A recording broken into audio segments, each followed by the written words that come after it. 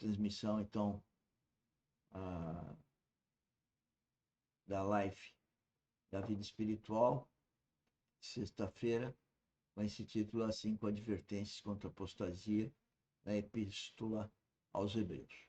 Então vamos para o vídeo, e esse vídeo está disponível, não só lá na playlist, onde tem os vídeos do preletor Luiz Fontes, que é esse que vocês veem aí no vídeo, assim como na playlist Estudos da Vida Espiritual, que a gente tem essa gravada também, com os nossos comentários. Então, boa oportunidade para termos revelação do Espírito Santo. Nosso Senhor disse, por meio de Paulo, que o anticristo ele iria se manifestar. Porém, antes disso, na sua manifestação viria a apostasia. E nós já estamos vivendo há alguns anos o mais triste estado de apostasia. Ou seja, o preletor está dizendo que nós estamos numa fase de apostasia e que então isso precede a vinda, que para mim já está aí, para ele também, eu acho que ele já falou nesse sentido, está sendo formado, eu diria, termos que eu já ouvi, a igreja do anticristo. Igreja do nosso Senhor. Digo para vocês, apostasia, frieza e indiferença. E ele está tratando aqui. Nós estamos tendo uma situação de indiferença nos relacionamentos pessoais, quer seja o homem e mulher, pais e filhos, no trabalho, todos parecem que estão sendo guiados, parece não, estão sendo guiados pelo ego, pelas necessidades voltadas a si mesmo. Começa com ganhar dinheiro, preciso ganhar dinheiro para pagar imposto, para pagar casa, carro, enfim, manutenção, e tudo centrado no eu. Né? Isso é totalmente contrário ao reino, né? Onde que tudo está centrado em Cristo. Não é nos amores do mundo, mas sim ao amor a Cristo. Agora, observe, ele não está tratando do simples fato de falhas comuns da nossa natureza, de fraquezas humanas. Não é isso. Pior que isso. Uma coisa é ceder ao pecado, em contradição com a nova vida em Cristo. E a outra é abandonar de uma vez por todas essa vida em Cristo. Ao abandono da vida em Cristo. Meus irmãos, senhores, a Bíblia e o preletor estão estudando essa relação com a vida em Cristo. Agora eu digo que só 5% das pessoas têm uma vida em Cristo. Agora imagina a esmagadora maioria, 95%, que não tem a vida em Cristo. Por isso que esse Natal, eu parei de desejar Feliz Natal. Eu desejo às pessoas uma vida em Cristo, que é muito mais importante essa história de Natal. Vida em Cristo. Não posso desejar uma coisa melhor para qualquer pessoa, filhos, para os filhos, para os cônjuges, para os amigos, trabalho, que é vida em Cristo. Eu, como cristão, sei que toda alegria real, verdadeira que eu tenho é em Cristo. O mundo jaz no maligno, eu não posso ter as alegrias do mundo, são efêmeras. Então eu desejo a vocês uma feliz vida em Cristo e que compartilhem esse projeto, porque esse projeto tem esse objetivo. Vida em Cristo, então eu tenho uma vida espiritual e nós estamos aqui treinando a vida espiritual.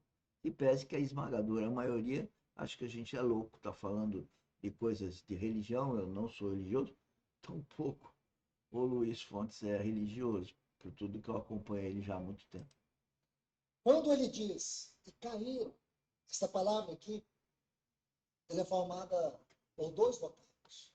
Primeiro, uma conjunção, que é para, que não é uma conjunção, me perdoe, é uma preposição. desculpe, é uma preposição. A preposição que indica perto de, ao lado de. É isso que indica essa preposição. O que significa essa outra palavra, pípito? Então, quando você tem essa preposição com esse vocábulo, é cair para o lado. É alguém que caiu para o lado.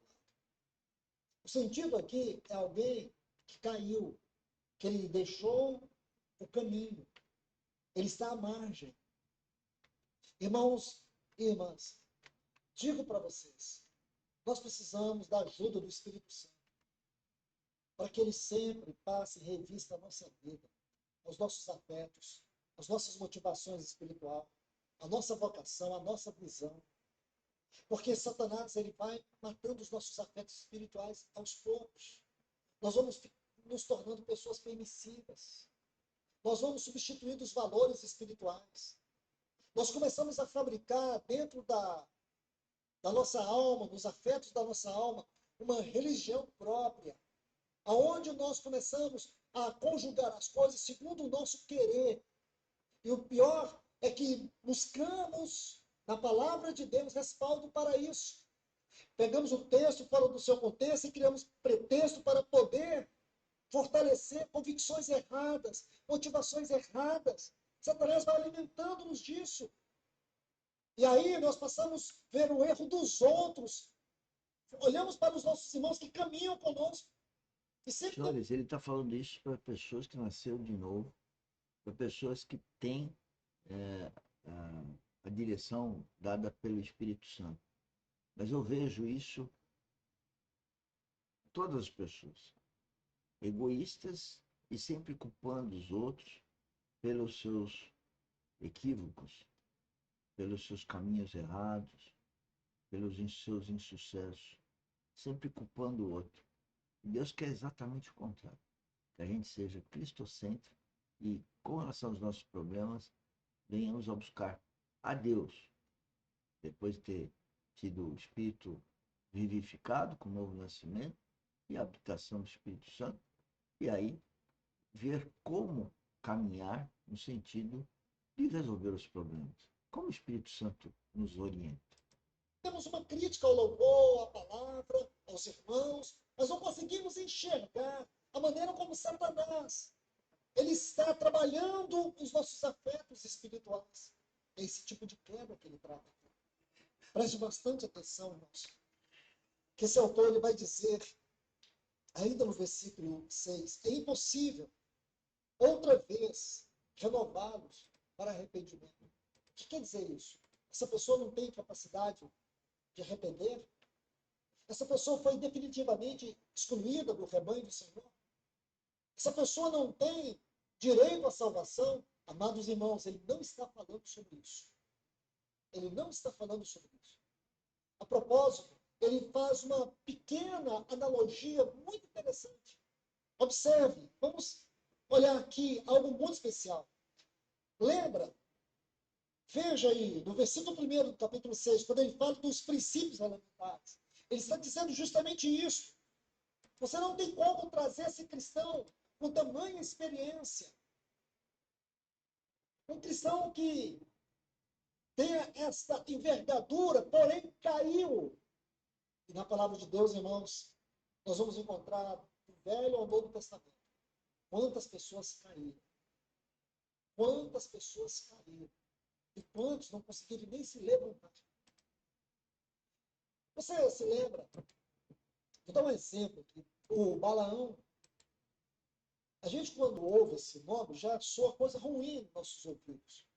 Mas ele era um profeta. Você já leu as profecias dele?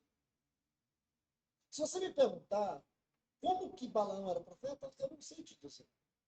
Mas ele era profeta. A Bíblia diz que ele era profeta. Nós temos profecias dele. Inclusive profecias messiânicas. Então ele era um profeta. Mas ele caiu.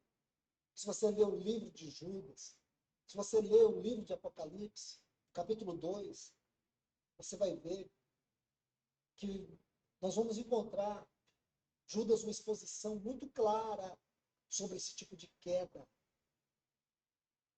A queda que é proveniente da dissimulação espiritual.